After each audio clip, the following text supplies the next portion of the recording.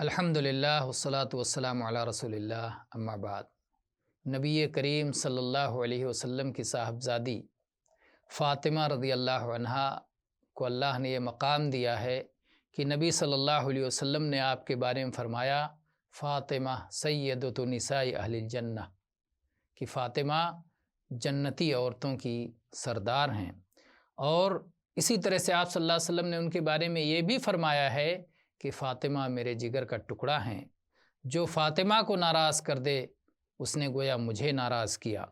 عائشہ رضی اللہ عنہا فاطمہ رضی اللہ عنہا سے متعلق کہتی ہیں کہ فاطمہ سے زیادہ فضیلت والا میں نے کسی کو نہیں دیکھا سوائے ان کے والد کے، اور فاطمہ کے والد نبی کریم صلی اللہ علیہ وسلم۔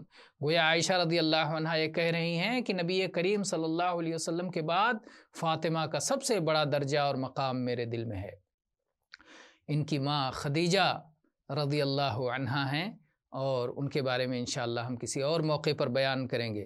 فاطمہ رضی اللہ عنہا جب پیدا ہوئیں تو اس وقت اسلام کی چرچا ہو چکی تھی، اور اللہ کے نبی صلی اللہ علیہ وسلم نے ان کا نکاح علی رضی اللہ عنہ سے سن 2 ہجری میں غزوہ بدر کے بعد کیا، اور ان سے حسن و حسین رضی اللہ عنہما پیدا ہوئے، اور نبی کریم صلی اللہ علیہ وسلم کی وفات کے 6 مہینے کے بعد فاطمہ رضی اللہ عنہا کی وفات ہوئی۔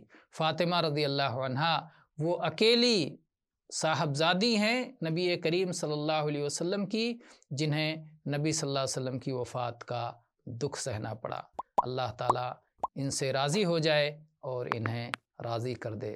رضی اللہ عنہا و ارضاہا، آمین والحمد للہ رب العالمین۔